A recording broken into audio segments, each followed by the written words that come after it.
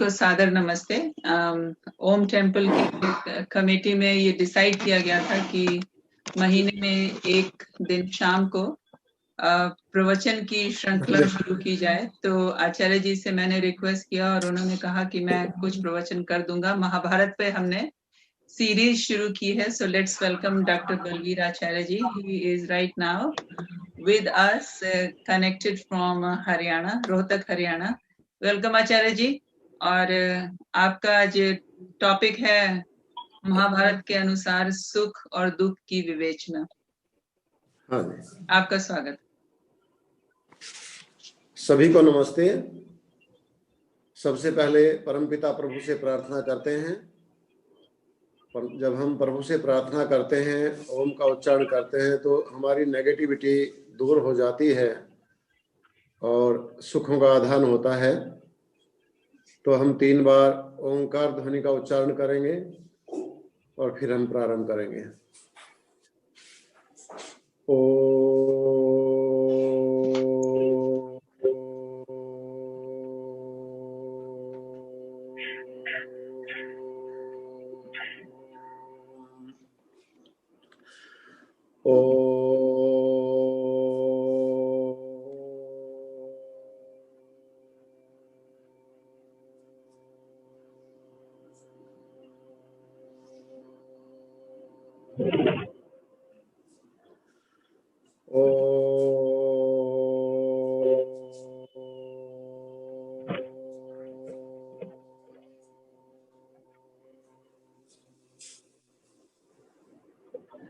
ओम वेदाहमेतं पुरुषं महान्तं आदित्यवर्णं तमसः परस्तात् तमेव विदित्वाति मृत्युमेति नान्यपन्था विद्यते अयनाय। धनहीन कहे धनवान सुखी, धनवान कहे सुख राजा को भारी। राजा कहे महाराज सुखी, महाराज कहे सुख इंद्र को भारी। इंद्र कहे चतुरानन सो, चतुरानन कहे सुख विष्णु को भारी। तुलसी अपने मन सोच कियो, प्रभु भक्ति बिन सब जीव दुखारी। ईश भक्ति बिन सब जीव दुखारी। इस कार्यक्रम में उपस्थित सभी महानुभावों को सादर वंदन करता हुआ अपनी बात प्रारंभ करना चाहूंगा। धन्यवाद करता हूं आदरणीय बहन अमिता जी का, आदरणीय डॉक्टर गुप्ता जी का, आदरणीय डॉक्टर गांधी जी का, इंद्रजीत जी का, मेधाविनी जी का, और जो मुझे दिख नहीं रहे हैं सभी लोग, तो उन सभी को नमन करता हुआ अपनी बात प्रारंभ करना चाहूंगा। देखिए, एक बड़ी समस्या है हमारे जीवन में कि जब से हम सोचना प्रारंभ करते हैं और जब से सोचना भी प्रारंभ नहीं करते हैं, पैदा होते हैं, तब से हम सुख चाहते हैं। चाहे हम बोल नहीं पाते, चिंतन नहीं कर पाते, अपने भावों को एक्सप्रेशन करते हैं। यदि हमें दुख मिलता है तो रोने लगते हैं। बचपन में छोटे छोटे बच्चे, और उनको सुख मिलता है तो वो हंसने लगते हैं। उनको गुदगुदी करो पेट में हंसते हैं, उनके मनपसंद चीज दे दो तो हंसने लगते हैं, मनपसंद चीज न उनको दो तो रोने लगते हैं। तो ये सुख और दुख की परंपरा जो है, ये हमारे जन्म के साथ ही शुरू हो जाती है, एक तरह से देखा जाए तो। अब ये सुख और दुख क्यों मिलते हैं, कैसे होता है, इस पर जरा विचार करेंगे। हमारे ऋषि क्या कहते हैं, महाभारत क्या कहती है। महाभारत का चिंतन भी वेद और दर्शनों से कुछ अलग मुझे नहीं लगता है, जैसे मैंने पढ़ा है, जितना मैंने पढ़ा है। तो कई दुख तो ऐसे होते हैं जो हमें जन्म से ही शुरू मिल जाते हैं। हम जन्म से अपाहिज हो गए, जन्म से अंधे हो गए, जन्म से ही हमारे दोनों पैर नहीं हुए। मैंने अभी एक वीडियो देखा था, आपके अमेरिका में एक व्यक्ति रहता है जिसको जन्म से हाथ और पैर दोनों नहीं है, और वो TDX का मोटिवेशनल आपका मंच है, उस पर वो उसका व्याख्यान मैंने सुना, बहुत ही अच्छा बोला। न हाथ है उसको, न पैर है। तो इस पर विचार करते हैं तो 2 तरह के विचार आते हैं, जहां पर विज्ञान सुख और दुख को तो विज्ञान भी मानता है, तो लेकिन विज्ञान का और हमारे दार्शनिकों का थोड़ा सा मतभेद है सुख और दुख के बारे में। जो जन्म से सुख और दुख मिलते हैं, अपाहिज हो जाते हैं, कोई गरीब घर में पैदा होता है, कोई साधन संपन्न परिवार में पैदा होता है, तो वो तो ये कहते हैं कि ये सारा बाई चांस है, जीन है, ठीक ढंग से पालन पोषण गर्भावस्था में नहीं हुआ है, किसी चीज की कमी रह गई है, इसलिए वो अपाहिज पैदा हुए। ये तो साइंस, आज की मेडिकल साइंस आप मानती है, सब आप लोग जानते हैं। हमारे ऋषि इससे थोड़ा सा आगे चिंतन करते हैं और वो ये कहते हैं कि ऐसा क्यों हुआ, ऐसा क्या हुआ कि उसी बच्चे के साथ में ये जीन उसके ऐसे हो गए कि वो अपाहिज पैदा हुआ। मान लीजिए एक हमारे यहाँ पर विश्वविद्यालय में एक कर्मचारी थे, जोधाराम जी, उनके 4 बच्चे थे। मैं उनके घर गया वैसे मिलने के लिए, मेरे अच्छे दोस्त थे। तो पहला बेटा उनका बिल्कुल ठीक था, दूसरा बेटा बुलाया उन्होंने तो वो अंधा था, तीसरा बच्चा भी ठीक था, और चौथा बच्चा भी जो छोटा था, चौथी बच्ची थी वो भी अंधी थी। मतलब 2 लड़के थे, 2 लड़कियां थी, एक लड़का अंधा था और एक लड़की अंधी थी, और दोनों बिल्कुल ठीक थे। मैंने पूछा भाई ये क्या हुआ, मुझे पूछना तो नहीं चाहिए। कहा कि परमात्मा का उपहार है जी, जन्म से ऐसा हुआ है। अब यहाँ पर कौन सा जीन आ गया कि एक बच्चा बिल्कुल ठीक है, एक बच्चा अंधा है, दूसरा फिर ठीक, तीसरा ठीक हुआ, चौथा फिर अंधा पैदा हुई लड़की। तो जब हम ये सोचते हैं तो हमारे ऋषियों की बात याद आती है कि हमारे ऋषि ये मानते हैं कि जीवन की यात्रा, आत्मा की यात्रा अनंत है, और इस अनंत यात्रा में हमारे से अच्छे बुरे बहुत से कर्म हो जाते हैं। तो उन कर्मों का फल हमको मिलता है, या तो इसी जन्म में मिल जाता है, और इस जन्म में नहीं मिलता, जो बच जाते हैं तो अगले जन्म में मिलता है। तो हमारा सिद्धांत ये है। तो यहाँ पर मेडिकल साइंस और हमारा थोड़ा सा भेद है। जहाँ मेडिकल साइंस जीन को मानती है, हम कर्मों को मानते हैं। कर्मों के कारण से हमें सुख दुख मिलते हैं, अच्छे और बुरे साधन मिलते हैं, अच्छे बुरे परिवार मिलते हैं, वो हमारे पिछले जन्मों का कारण है। लेकिन मान लीजिए कोई जन्म से ही अपाहिज पैदा हुआ है, गरीब परिवार में पैदा हुआ है, दुर्गुणी परिवार में पैदा हुआ है, बिल्कुल निकृष्ट परिवार में पैदा हुआ है, तो हम ये भी मानते हैं कि कर्म का पुरुषार्थ का सिद्धांत है, और उस पुरुषार्थ के सिद्धांत से व्यक्ति या कोई भी आत्मा बहुत अधिक अचीव कर सकती है। तो इस जन्म के जो कर्म है, यदि उसको सत्संग मिल जाए, अच्छा उसको गाइडेंस मिल जाए, अच्छा मार्गदर्शन मिल जाए, तो वो बहुत आगे इसमें निकल जाता है।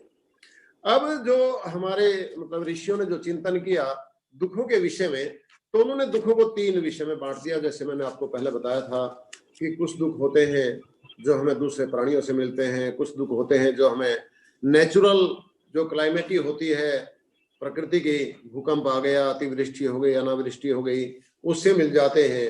और कुछ दुख हैं जो हमारे अपने कारण से हमें मिलते हैं। और मैंने बताया था आपको कि 80% 90% दुख हमें अपने कारण से मिलते हैं, जिन्हें हम आध्यात्मिक दुख कहते हैं। संसार में यदि देखा जाए तो महाभारत एक बात कहता है, बहुत आगे बढ़ करके कहता है कि दुख क्यों पैदा होता है और दुख किसे कहते हैं। तो कहता है यद यत प्रियम यस्य सुखम तदाहु तदेव दुखम प्रवदन्ति अनिष्टम। कहते हैं कि जो जिसका प्रिय होता है और वो उसको मिल जाता है तो उसे सुख की अनुभूति होती है। मान लीजिए उसका बेटा दूर गया हुआ है और उसका कई दिनों से पता नहीं लगता, और बेटा अचानक आ जाता तो बड़ी खुशी पूरे परिवार में होती है, क्योंकि उसका प्रिय रोज से मिल गया है। और मान लीजिए कोई बेटा घर से लड़ करके चला गया, बहुत प्रिय है, किसी बात से नाराज होकर के चला गया, तो उसको दुख होगा।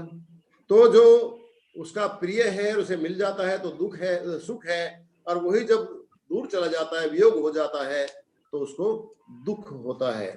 और महाभारत ये भी कहता है कि सुखस्य अनंतरम दुखम दुखस्य अनंतरम सुखम सुख दुखे मनुष्याणाम चक्रवत परिवर्तते। कि कोई व्यक्ति संसार में न सदा सुखी है और न सदा दुखी है।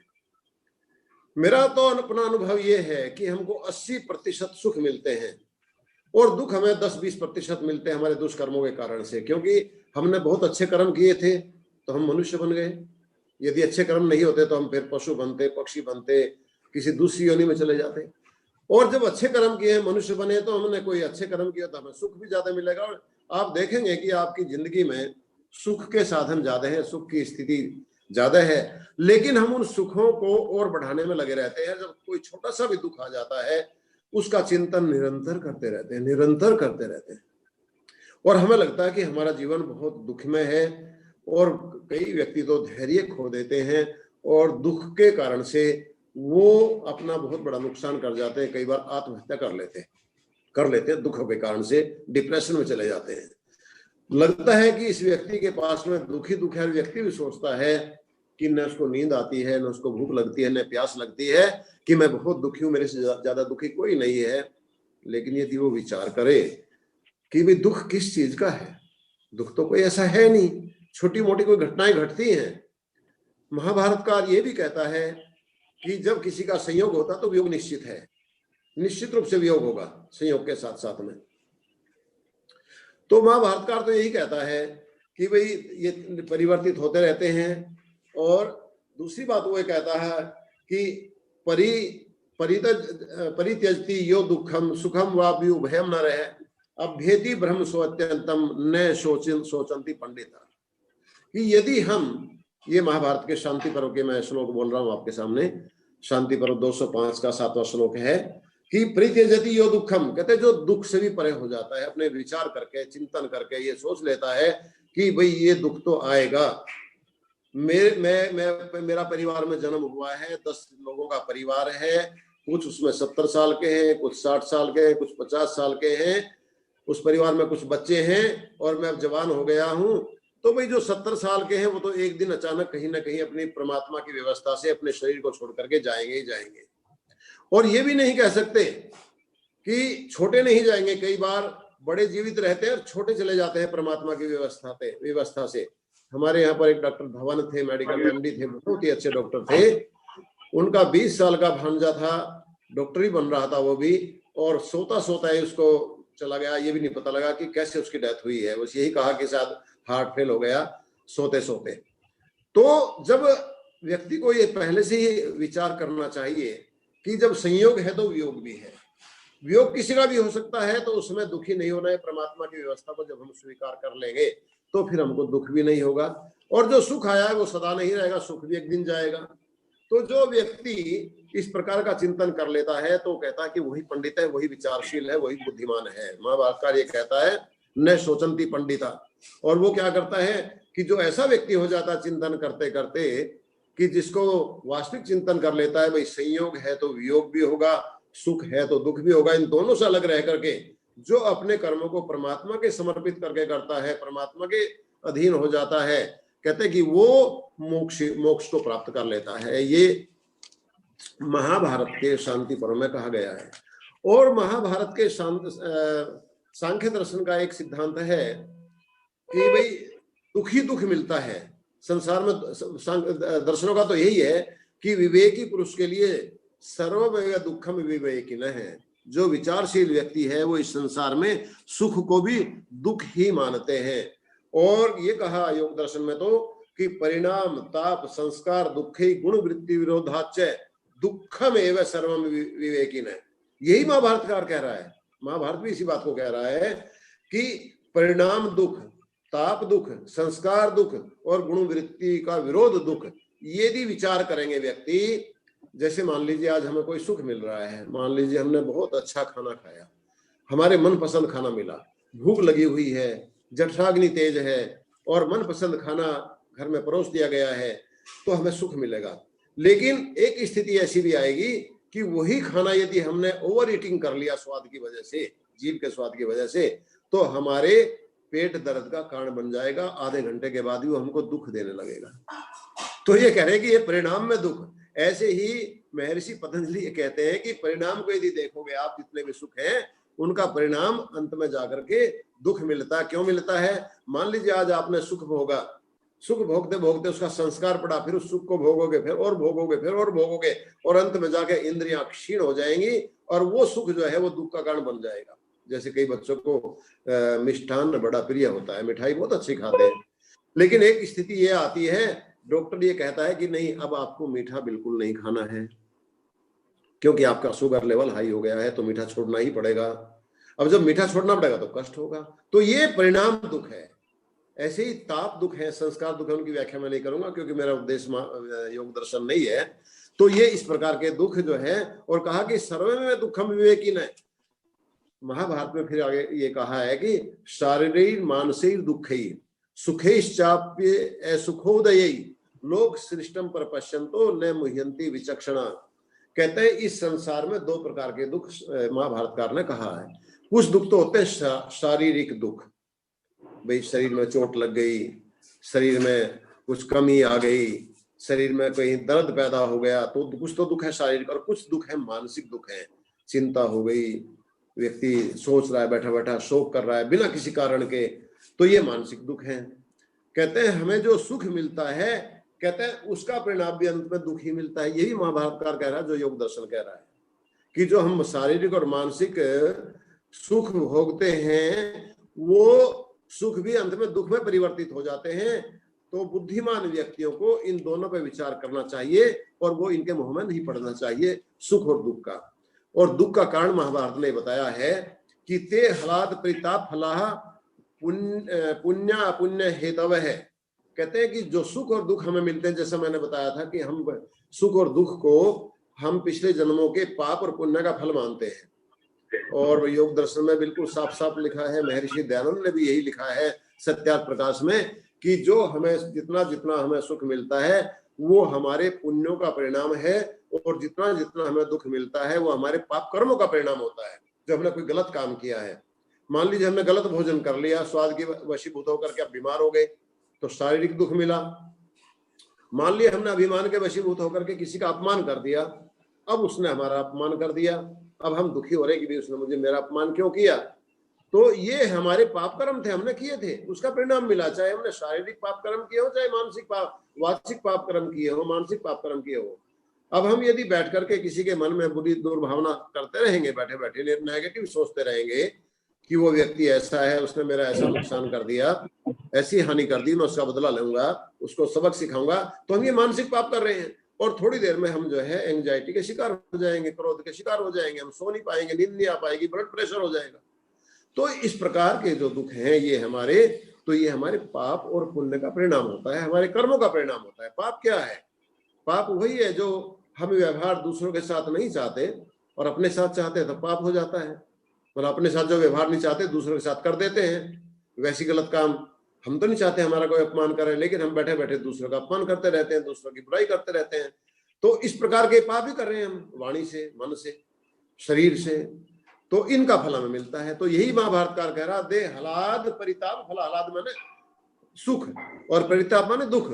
जो हमें सुख और दुख के फल मिलते हैं वो पुण्य और अपुण्य के उनमें हेतु होता है। अपुण्य अपुण्य हेतुत्वात्, पाप और पुण्य के कारण से मिलते हैं। फिर आगे कहा है कि दे जन्मायुर्भोगः पुण्य हेतु का सुख फला, अपुण्य हेतु का पाप फला इति। तो ये पुण्य अपुण्य सारे हमें मिलते रहते हैं, इसके कारण से मिलते हैं। फिर आगे यही कहा है कि शारीरम मानसम दुखम यो अतीतम अनुशोचति दुखे न लभते दुखम द्वौ अनर्थौ च विन्दति। कहता है शारीरम मानसम दुखम, शरीर के दुख और मन के दुख जो है, और बाद में जो सोचता है, कहता दुखे न लभते दुखम द्वौ अनर्थौ च विन्दति।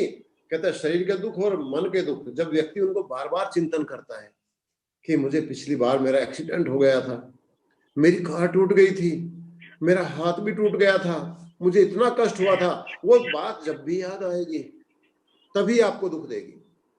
और वो दुख 2 बार हो गया। महाभारतकार कहता वो दुख कैसा हो गया कि वो दुख दोबारा भी हो गया याद करने से। इसलिए याद ही नहीं करना चाहिए। अरे पिछले साल मेरा झगड़ा हो गया था, उसने मेरा बड़ा अपमान कर दिया था, अब फिर मुझे क्रोध आ गया उस बात से, या डिप्रेशन में चला गया। तो महाभारतकार ये कह रहा है कि चाहे शारीरिक दुख हो चाहे मानसिक दुख हो, उनको यदि आप बैठ करके दोबारा सोचोगे, तो दोबारा उनको बैठ करके याद करोगे, तो फिर वो दुख आपको दोबारा दुख दे देंगे। तो एक घटना एक बार घटी थी और दुखी आप अनेक बार हो जाते हैं, तो अनेक बार हमें दुखी नहीं रहना चाहिए। तो कोशिश करनी चाहिए, ये अभ्यास डालना चाहिए कि बीते हुए दुखों को दोबारा याद न करें। तो ये कह रहे कि दुखे न लभते दुखम द्वौ अनर्थौ च विन्दति, कि दुख को याद करने से दोबारा दुखी होता है, और एक दुख दोबारा, तिबारा और चौथी बार, 5वीं बार भी दुख देता रहता है। और कई व्यक्ति मैंने ऐसे देखे हैं जो यही बात करते रहते हैं कि अरे मेरे साथ तो ऐसी घटना हो गई थी, मेरे साथ, अरे कब हुई थी, उसके बीच में तो कितने सुख तुझे मिल गए, उन सुखों का आनंद ले, परमात्मा का धन्यवाद कर। उसको याद क्यों कर रहा है? अच्छी अच्छी बातों को याद कर ले, तो उसको क्यों याद कर रहा है? मैं एक उदाहरण देता हूं आपको कि एक व्यक्ति था, सन्यासी था, वो भिक्षा मांग करके खाता था। एक दिन उसको कुछ नहीं मिला, सूखी रोटी गांव में मिली, सब्जी भी नहीं मिली, कोई चटनी भी नहीं मिली। अब उसने संतोषी था, आया, उसने अपना एक गिलास में पानी रखा और पानी में रोटी भिगो करके खा रहा था। और जब रोटी खा रहा था तो वो कल्पना कर रहा था कि मैं मिर्च खा रहा हूँ रोटी के साथ साथ में, और उसका मुंह जल रहा था और वो सी कर रहा था। दूसरे साधु ने पूछा, भाई सी क्यों कर रहे हो? कहला मुंह जल रहा है। कहता मिर्च कहाँ है, तुम तो सूखी रोटी खा रहे हो। कहला मैंने भावना कर रखी है। तो ये भावना जो कर लेते हैं तो उससे हम दुखी रहते हैं, तो दुखों को याद हमको नहीं करना चाहिए। और दूसरी बात ये कही है कि जब तक ये शरीर रहेगा, शरीर का अभिमान रहेगा, तब तक दुखों से हम दूर नहीं हो सकते। दुखम विद्यात उपादानाद अभिमानाच्च वर्तते। कहते हैं शरीर को धारण करने से और शरीर के अंदर हमारा आसक्ति हो जाने से हमें दुख हमेशा होता रहता है। और त्यागा तेभ्यो निरोध साथ निरोध जो विमुच्यते, और उनके अभिमान को त्याग कर दो। शरीर के साथ मेरा अभी संपर्क है, ये अभ्यास कर लो कि भाई शरीर तो है, इसके साथ दुख होगा, ये महाभारतकार ने कहा है। और यही भीष्म पर्व में भी यही बात आई है महाभारत के, जिसका भीष्म पर्व का जो भाग है वो गीता है। देखिए गीता स्वतंत्र पुस्तक नहीं है, ये महाभारत का ही अंश है गीता। भीष्म पर्व के 23 से 40 अध्याय तक का वर्णन है, ये 18 अध्यायों का, इसमें तो 700 श्लोक है। ये भीष्म पर्व का पार्ट है। और गीता में मतलब ये गीता तो अलग है ही, और भी 2-3 गीताओं का वर्णन है। शुक्ल गीता का वहां पर वर्णन है, 1-2 गीता का, अष्टावक्र गीता का भी वर्णन आता है, तो और भी गीताएं हैं। लेकिन ये सबसे प्रसिद्ध इसलिए है कि उन्होंने वैदिक दर्शन को समझाया, इसलिए अलग निकाल करके महाभारत से ये श्रीमद् भगवत गीता अलग रख ली। तो श्रीमद् भगवत गीता में भी यही कहा है, जो महाभारत का पार्ट है, मात्रा स्पृशास्तु कौन्तेय शीतोष्ण सुख दुखदा, कि हे कौन्तेय, हे कुंती के पुत्र अर्जुन, जब तक मात्राओं से स्पर्श रहेगा, इंद्रियों से संयोग रहेगा जीवात्मा का, तब तक सुख और दुख की अनुभूति होती रहेगी। शीतोष्ण मतलब गर्मी की और सर्दी की, सुख की और दुख की, मान और अपमान की अनुभूति रहेगी, क्योंकि ये अनुभव करता शरीर। जब आत्मा शरीर से अलग हो जाता है, तब उसको न गर्मी लगती है, न सर्दी लगती है, न मान लगता है, न अपमान लगता है, न भूख लगती है, न प्यास लगती है। तो ये सारा का सारा जो समस्या है, ये हमारे इस शरीर के साथ में है। इसलिए हमारे ऋषि, हमारा चिंतन, हमारा दार्शनिक अध्ययन ये जाता है कि हमें मुक्ति प्राप्त करनी चाहिए। और मुक्ति की अवधि दी है कि 36,000 बार ये सृष्टि बनती और बिगड़ती है, इतनी अवधि तक आत्मा मुक्ति में रहता है। ये महर्षि दयानंद ने लिखा है। तो देह का अभिमान हमको छोड़ देना चाहिए, तो हमें दुख से थोड़ा बच सकते हैं। तो दुख के ये कारण बता रहे हैं। फिर कहा कि एक महाभारत का उद्योग पर्व है, और महाभारत के उद्योग पर्व में एक उपदेश दिया गया था धृतराष्ट्र को, और उपदेश दिया था विदुर जी ने। विदुर उनका मंत्री था, वैसे तो दासी के पुत्र थे विदुर, लेकिन विद्वान थे उस समय। जाति प्रथा तो थी नहीं, ऊंच नीच का भेदभाव भी नहीं था, छोटा बड़ा कोई मानते नहीं थे। जो जैसे गुण कर्म स्वभाव का व्यक्ति था उसको वही पद मिल जाता था।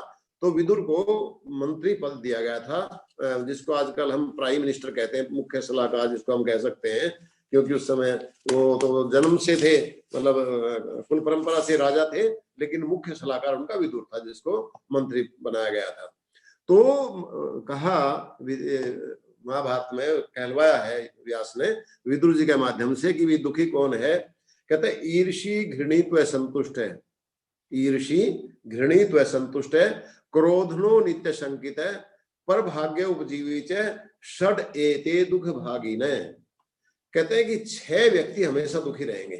कौन कौन से? ईर्षि, ईर्षा करने वाला, घृणा करने वाला, और जो संतोष जिससे नहीं होता, कुछ भी दे दो संतोष नहीं होता। कई बार ऐसे व्यक्ति आपको मिलेंगे, उनकी आप कितनी ही लल्लो चप्पो कर लो, कितनी ही उनकी चमचागिरी कर लो, जो वो चाहते हैं वो पद भी उनको दे दो। कई समाज में होते हैं ऐसे व्यक्ति, परिवार में भी होते हैं, कि उसको कुछ भी दे दो आप, जो वो चाहता सब दे दो, फिर भी वो जो है संतोषी नहीं होता, उसकी शिकायत बनी रहती है, मुझे ये नहीं मिला, मुझे ये नहीं मिला, मुझे ये नहीं मिला। तो ईर्षि घृणित व संतुष्ट है। एक व्यक्ति क्रोध ने, क्रोध ही जो स्वभाव का व्यक्ति होता है वो, और नित्य शंकित, और जो हर समय शंका करता है, उसने मेरे बारे में ऐसा कह दिया होगा, उसने मेरी ये बुराई कर दी होगी, उसने मेरी ये बुराई कर दी होगी। और पर भाग्य उपजीवी है, और जो दूसरे के आश्रय पे अपनी आजीविका चलाता है, खुद नहीं कमाता, दूसरे के भरोसे बैठ करके खाने की कोशिश करता है। तो ये 6 प्रकार के व्यक्ति दुखी रहते हैं। देखिए, ईर्ष्या करने वाला व्यक्ति सबसे अधिक दुखी रहता है, सबसे अधिक परेशान रहता है, सबसे अधिक परेशान रहता है। उसको कहीं भी देख लो, वो दूसरे के सुख सुविधाओं को देख करके जलता ही रहेगा। एक चिंतक हुए हैं, उनका बताया था कि ए bit of hatred that goes out of your heart, तो जो आपके हृदय से एक घृणा का भाव निकलता है, ईर्ष्या भाव निकलता है, उतना ही आपके पास में वापस आ जाता है। एक उदाहरण टालस्टाइन अपनी पुस्तक में लिखा है कि एक बहुत बड़ा मकान था, उस मकान के अंदर बहुत सुंदर मकान था, दरवाजा खुला हुआ था, एक ही उसमें दरवाजा था और अंदर चारों तरफ शीशे लगे हुए थे। उसमें एक कुत्ता चला गया। अब कुत्ता का जब गया तो उसको उस चारों तरफ शीशों में सैकड़ों कुत्ते दिखाई दिए। तो उसने सोचा कि ये कुत्ते यहाँ कैसे हैं, ये इतना सुंदर मकान में होना चाहिए था। वो उनकी तरफ आंख निकाल करके उनकी तरफ घूरा, वो भी उसकी तरफ घूरे क्योंकि वो तो उसकी प्रतिछाया थी। और जब वो घूरे उसकी तरफ तो वो घबरा गया, फिर वापस भाग गया, बाहर निकल गया। कहते तो 100 कुत्ते हैं तो मुझे मार देंगे। अब क्योंकि उसको ईर्ष्या थी, उसका ही प्रतिबिंब वहां दिख रहा था, तो उसको सारे ऐसे ही दिखाई दिए। कई बार जब हमारे अंदर भी इस प्रकार सा ईर्ष्या द्वेष होता है और हम ये कल्पना करते हैं कि ये व्यक्ति मेरी बुराई कर रहा होगा, ये व्यक्ति मेरे से ईर्ष्या कर रहा होगा, ये ऐसा है, तो उसका रूप भी हमें वैसा ही दिखाई देता है। कहता है कि दूसरा कुत्ता उसके अंदर गया, उसने देखा कि सैकड़ों कुत्ते, उसने कहा कि सोचा कि जब मैं इस मकान में आ सकता हूँ, सुंदर मकान है, तो ये भी आ सकते हैं, इनका भी स्वागत है, चलो इनका स्वागत करते हैं। वो हंस करके थोड़ा मुस्कुरा कर उनकी तरफ बढ़ा तो वो कुत्ते भी मुस्कुरा कर उसकी तरफ आए, क्योंकि वो तो उसके प्रतिबिंब थे। तो समाज भी, संसार में भी ऐसा ही है कि हमें ईर्ष्या नहीं करनी चाहिए किसी से, हमारे दुख का बहुत बड़ा कारण है। घृणा भी नहीं करनी चाहिए, ईर्ष्या घृणी। किससे घृणा करोगे तो आप दुखी रहोगे खुद ही खुद। और संतोष रखना चाहिए, कॉन्टेंटमेंट आपके पास में होनी चाहिए। संतोष नहीं होगा, परमात्मा ने देखो हमें क्या दिया है। मैंने आपको एक उदाहरण पहले भी दिया था, आज फिर सुनाना चाहता हूं कि हमें परमात्मा ने इतना दिया है, इतना दिया है, इतना दिया है कि हम उसको किसी भी कीमत में बेच नहीं सकते। साधु के पास में एक व्यक्ति गया कि मैं तो आत्महत्या करूंगा, मेरा काम नहीं चल रहा, मैं बड़ा गरीब हूं। साधु ने बहुत समझाने की कोशिश की, जब नहीं माना तो साधु ने सोचा कि ऐसे नहीं मानेगा। उसने कहा कि ठीक है, तुम्हें कितना पैसा चाहिए? कि जी इतना चाहिए। साधु ने उससे भी डबल बोल दिया, उसने कहा 10 लाख मान लीजिए। उसने कहा 10 लाख रुपए चाहिए, मैं बिजनेस चला लूंगा। तो कहा चलो तुम्हें मैं 1 करोड़ देता हूँ। वो खुश हो गया, कहला लेकिन इसके बदले में तुम्हें कुछ देना पड़ेगा। कहा क्या दूंगा? कि अपनी दोनों आंखें, दोनों हाथ और दोनों पैर काट करके मुझे दे दो, ये 6 चीज, 1 करोड़ रुपया ले जाओ। उसने कहा कि ये तो नहीं दूंगा मैं आपको। उसने एक मारा साधु ने खींच करके उसके कान पर कि करोड़ों की प्रॉपर्टी लिए घूम रहा है और ये कह रहा है कि मैं गरीब हूं। अरबों, कोई अरब रुपए में बेच सकता है क्या? मुझे आप बताइए। किसी के सामने प्रस्ताव रखा जाए कि तुम्हें दुनिया की जो संपत्ति चाहिए वो ले लो, लेकिन अपनी आंख, अपने दोनों हाथ और दोनों पैर काट करके मुझे दे दो, कोई दे सकता है क्या? तो परमात्मा ने इतनी बड़ी संपत्ति हमें दी, तो परमात्मा का धन्यवाद करना चाहिए। कभी असंतोष पैदा नहीं होना चाहिए। अरे 1000 रुपए कम कमाए गए, $1,00,000 कम कमाए गए, $2,00,000 कम कमाए गए, ज्यादा कमाए गए, क्या फर्क पड़ता है? खानी रोटी है, 3x6 की चारपाई पर सोना है, एक कार में चलना है, वो आपके पास में है ही। आपके पास में 10-20 अरब डॉलर रहे तो उसका क्या, तो बैंक में रह जाएंगे सारे, यदि आपने उसका उपभोग नहीं किया या सत्कर्म में दान नहीं दिया अच्छे जगह। 3 ही गति बताई ना धन की, कि तीसरो गतयो वित्तस्य भवन्ति, कि धन की 3 गतियां होती हैं, दानम भोगो नाशश्च, दान कर लो या भोग कर लो, नहीं तो नाश होगा। और तो कोई गति उसकी है नहीं। कहता यो न ददाती न भुंगते, जो न तो भोग करता है उसका, न किसी को दान देता है अच्छे कामों में, तो तस्या तृतीया गति भवती, उसकी तीसरी गति होती है, उसका नाश होता है। हम बहुत लोगों को देखते हैं जो कमा कमा के चले गए, कंजूसी में जीवन बिताया और सामाजिक कल्याण के लिए कभी कोई काम नहीं किया, तो नष्ट हो गया उसका। तो ये कह रहे हैं कि संतोषी रहना चाहिए व्यक्ति को, खूब परिश्रम करो। वेद ये कहता है कि परिश्रम करने में कोई कमी ना छोड़ो, पुरुषार्थ पूरा करो। और पुरुषार्थ करते करते जो है खूब पैसा कमाओ, लेकिन संतोष को न छोड़ो जो परमात्मा ने दे दिया आपके पुरुषार्थ से। देखिए, कारण हुआ तो कार्य होगा, कारण कार्य का सिद्धांत है हमारे यहाँ पर। यदि आपने काम किया है तो पैसा आपको मिलेगा, उसका फल जरूर मिलेगा। कब मिलेगा, कहाँ मिलेगा, कैसे मिलेगा, ये परमात्मा जानता है, मिलेगा जरूर। कई बार देखा होगा आपने, इतना सुख आपको मिल गया, आप सोचते मैंने तो ऐसा कुछ किया ही नहीं था। और कई बार इतना दुख मिल जाता है कि मैंने तो कुछ किया ही नहीं था। वो पहले किए हुए पूर्व जन्म के हमारे जो संस्कार हैं उनकी वजह से ऐसा होता है और कुछ नहीं होता। इसलिए हमको हमेशा संतोष में ही जीवन बिताना चाहिए। तो ईर्षि घृणित व संतुष्ट है, क्रोध नो नित्य संकित है, एक क्रोध नहीं करना चाहिए। क्रोध बहुत भयंकर चीज है जो हमारे जीवन का सारा संतोष शांति को खत्म कर देता है। इसका महाभारत के भीष्म पर्व में बहुत विवेचन किया है, और वही मैंने बताया था ना, भीष्म पर्व का ही पार्ट है गीता, श्रीमद् भगवत गीता। तो भगवत गीता के दूसरे अध्याय का 62वां श्लोक है, आप पढ़ना उसको। ये महाभारत का पार्ट है इसलिए मैं बोल रहा हूँ इसको। दूसरे अध्याय का 62वां श्लोक है, अर्थात महाभारत के भीष्म पर्व के 24वें अध्याय का 62वां श्लोक भी कह सकते हैं, क्योंकि उसी का पार्ट है ये कि ध्यायतो विषयान् पुंसः संगस्ते सुपजायते संगात संजायते कामः कामात् क्रोधो अभिजायते क्रोधाद् भवति सम्मोहः सम्मोहात् स्मृति विभ्रमः स्मृति भ्रंशात् बुद्धिनाशो बुद्धिनाशात् प्रणश्यति। बिल्कुल विवेचन कर दिया कि क्रोध क्यों पैदा होता है। देखिए आपको कहीं नहीं मिलेगा, किसी भी शास्त्र में नहीं मिलेगा कि क्रोध पैदा क्यों होता है। यहां ये बताया गया है कि जब हम किसी विषय का चिंतन करते हैं कि ये चीज मुझे मिलनी चाहिए, ये पदार्थ मुझे मिलना चाहिए, ये पद मुझे मिलना चाहिए, ये मकान मुझे मिलना चाहिए, इतना धन मुझे मिलना चाहिए, तो हमारा संग, उसके अटैचमेंट हमारी उससे हो जाती है, उस पद से, उस प्रतिष्ठा वाले पद से, उस पैसे से, उस वस्तु से, किसी जिसको हम चाहते हैं। तो संगस्ते शुभ जायते ध्यात विषयान् पुंसः, जब उनका ध्यान करता है, चिंतन करता है, ये चीज मेरे पास आनी चाहिए, तो उससे हमारा अटैचमेंट हो जाता है। ध्यात विषयान् संगस्ते संगात संजायते काम है, फिर कामना उत्पन्न होती है, और वो कामना यदि पूर्ण हो जाए तो ठीक, और नहीं पूर्ण होती तो कामात क्रोध हो भी जाए, कामना से क्रोध उत्पन्न हो जाएगा कि भाई ऐसा मुझे मिला क्यों नहीं। मान लीजिए आपके, मैं एक उदाहरण दे रहा हूँ, आप अपने ऊपर नहीं लेना, आपके आर्य समाज मंदिर है, ओम टेम्पल है, उसकी कार्यकारिणी है, अब आप 2 साल से प्रधान है अमिता जी, और मान लीजिए आपकी इच्छा ये है कि ये तो पद तो बड़ा अच्छा, सब लोग मेरे ऊपर नमस्कार करते हैं, सब मेरा रिस्पेक्ट करते हैं, ये पद तो मुझे दूसरी बार मिलना चाहिए, दूसरी टर्म भी मुझे मिलनी चाहिए। और बोर्ड के जो ट्रस्टीज हैं वो चाहते हैं बदलना आपको कि भाई नहीं, सबका नंबर आना चाहिए, जितने भी ट्रस्टीज हैं, तो 2-2 साल में आ जाएगा, फिर अगली बार फिर आ जाएगा, और वो देना नहीं चाहते आपको, तो आपको क्रोध आएगा, क्योंकि आपने चिंतन किया कि ये पद मुझे मिलना चाहिए। मैं एक उदाहरण दे रहा हूं, आप अपने ऊपर नहीं लेना। और जब नहीं मिलेगा तो फिर क्या होगा कि आपको क्रोध आएगा, या आप डिप्रेशन में चले जाएंगे, दुख होगा। तो यही कह रहे हैं कि हम सबसे पहले अपने चिंतन को देखें कि भाई मैं भी हूं, और भी ट्रस्टी हैं, वो सब इक्वल हैं, सब अपना अपना कंट्रीब्यूशन दे रहे हैं, तो सबको अधिकार है यहाँ पर जाने का। नहीं कि इसके ऊपर तो क्रोध से आप बच जाओगे, डिप्रेशन से बच जाओगे, तो उसका चिंतन को थोड़ा परिवर्तन करना पड़ेगा। तो ये आप, मैं अपने ऊपर भी सोचता हूँ, हम सब सोचते हैं इसके बारे में। तो ध्यायतो विषयान् पुंसः संगस्ते सुपजायते संगात संजायते कामः, कामना को रोक दो, पहले तो चिंतन करना छोड़ दो, फिर इच्छा को रोक दो, और इच्छा को नहीं रोकोगे तो क्रोध आएगा।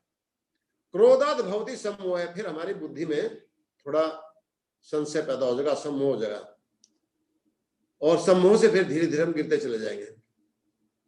आगे हमारा बुद्धि का चिंतन खत्म हो जाएगा, बुद्धि का चिंतन खत्म हो जाएगा तो फिर हम ऊट पटांग बातें करनी शुरू कर देंगे, और समाज में गाली देना शुरू कर देगा कि देखो कैसे हैं, गालियां दे रहे हैं, पद नहीं मिला तो इनको, नाराज हो रहे हैं पद नहीं मिला तो ये चीज है।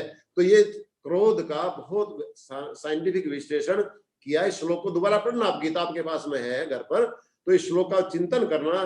दूसरे अध्याय का 62वां श्लोक है कि भाई क्रोध क्यों आता है, क्रोध से क्या होता है, अंत में विनाश तक हो जाता है क्रोध से, ये इसमें बताया गया है।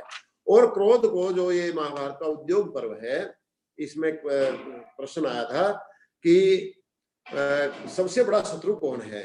यक्ष ने युधिष्ठिर से प्रश्न किया था, कै शत्रु दुर्जय पुंसाम, मनुष्यों का सबसे बड़ा दुर्जय है, जिसको जीता नहीं जा सकता, ऐसा शत्रु कौन सा है।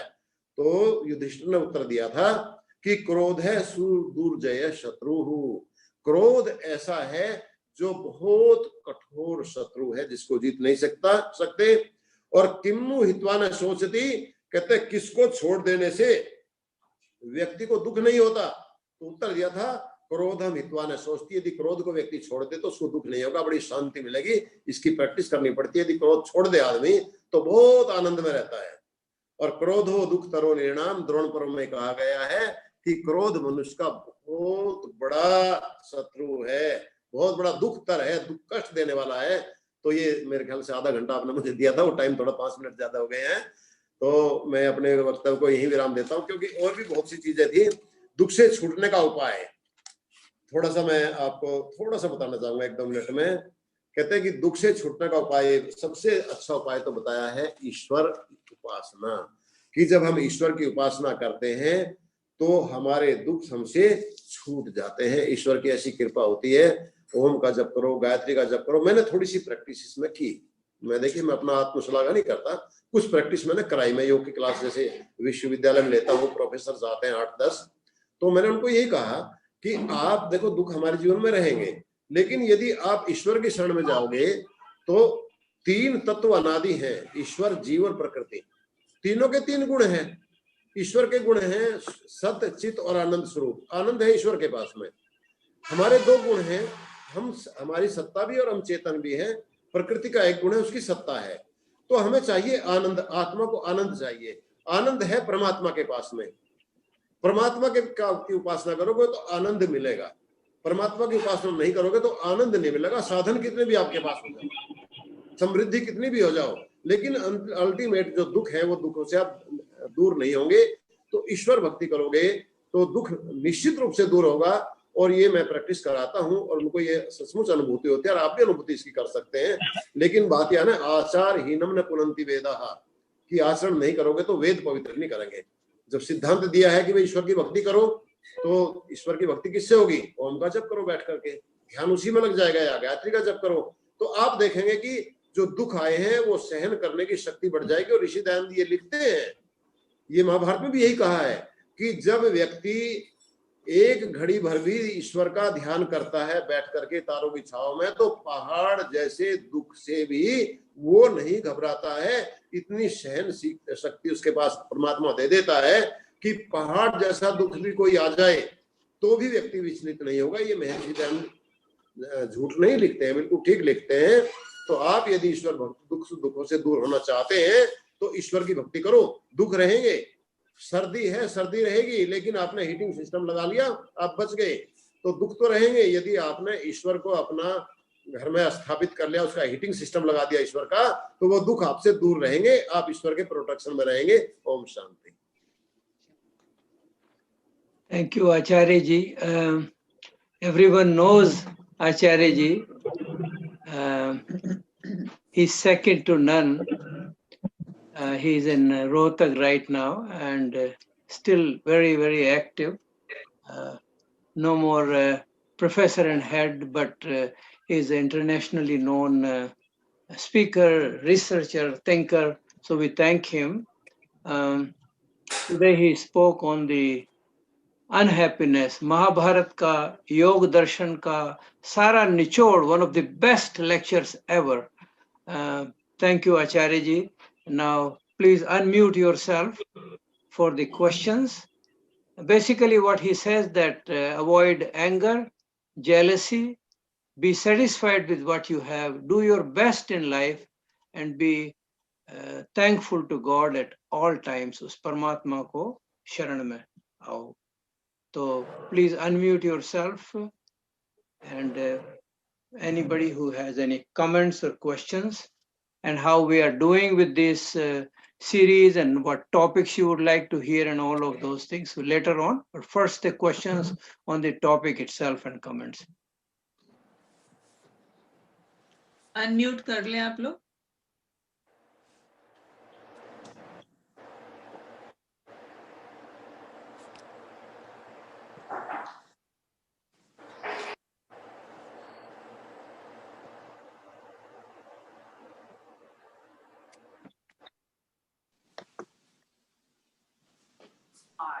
When he sees the law.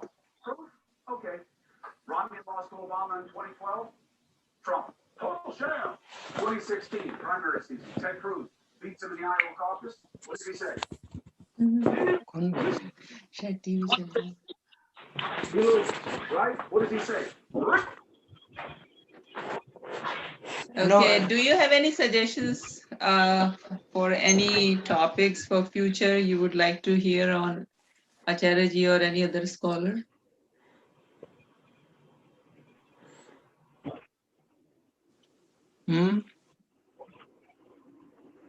Vedvrat ji, Asha ji, Medhavani ji, anybody?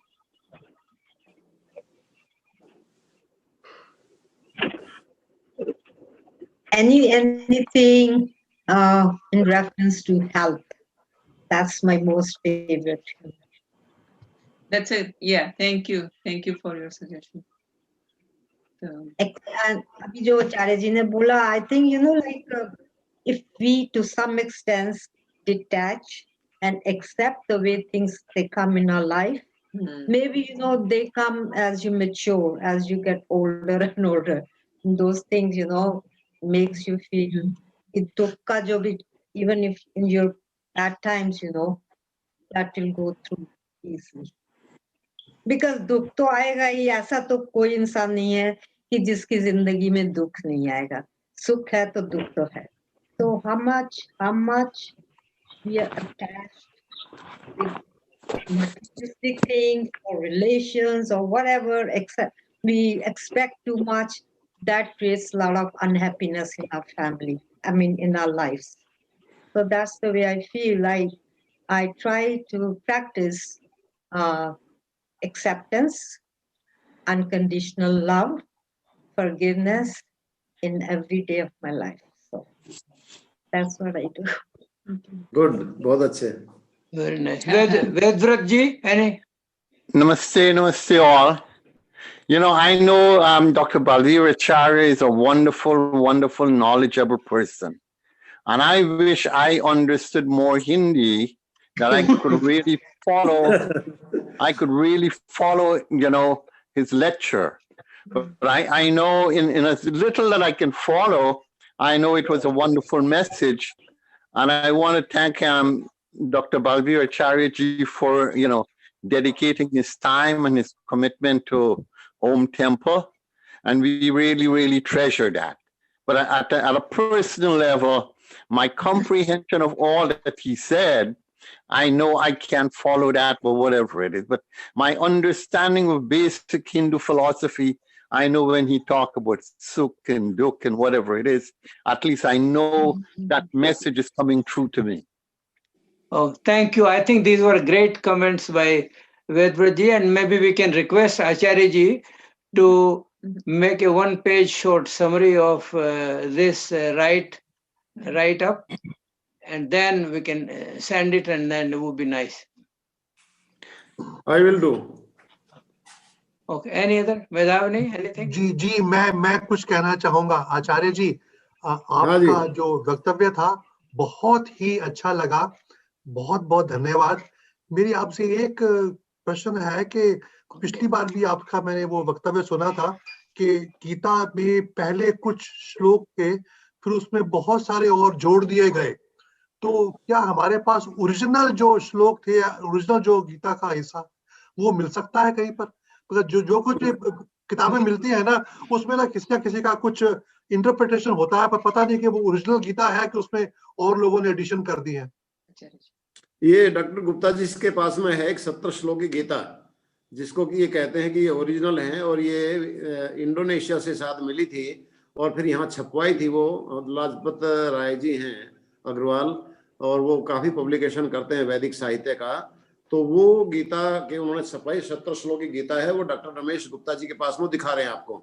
जी धन्यवाद. ये डॉक्टर साहब कहीं से ये परचेज कर सकते हैं क्या? मैं दे दूंगा आपको. धन्यवाद सर, बहुत बहुत धन्यवाद.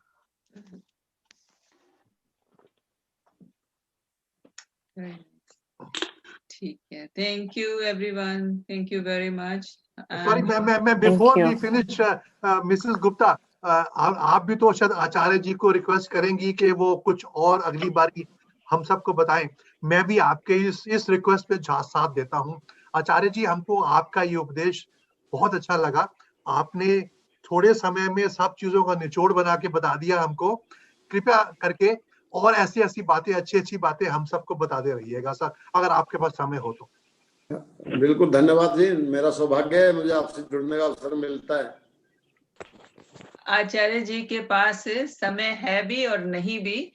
आचार्य जी अभी कहीं यूनिवर्सिटी में, दयानंद यूनिवर्सिटी रोहतक में प्रवचन के लिए और योगा डेमोन्स्ट्रेशन, योगा एक्सरसाइजेस के डेमोन्स्ट्रेशन के लिए जाने वाले थे, लेकिन आज उन्होंने उस प्रोग्राम को अपने कैंसिल कर दिया और समय ओम नहीं, अभी मुझे दिल्ली जाना है, यूनिवर्सिटी ग्रांट कमीशन की एक मीटिंग है। वो तो दूसरा काम है। दो आपके कमिटमेंट्स थे ना, तो आपने एक कैंसिल कर दिया और यूनिवर्सिटी ग्रांट कमीशन की जो मीटिंग है उसमें आप जा रहे हैं। Thank you Acharya ji, thank you everyone. Indrajit, आप कुछ बोलेंगे? इंद्रजीत, आपको कुछ कहना है? सर जी मैं ड्राइव कर रहा हूँ सर। अच्छा, थैंक यू। अगली बार भजन सुनाएंगे। अच्छा, हाँ, अगली बार भजन सुनेंगे इनसे। Thank you. शांति पाठ मेधाविनी। हाँ जी। वो है। ओम द्यौः शान्तिरन्तरिक्षं शान्तिः पृथिवी शान्तिरापः शान्तिरोषधयः शान्तिः वनस्पतयः शान्तिर्विश्वे देवा शान्तिर्ब्रह्म शान्तिः सर्वगं शान्तिः शान्तिरेव शान्तिः सामा शान्तिरेधि। ओम शांति शांति शांति। ओम थैंक यू। नमस्ते। नमस्ते। Thank you.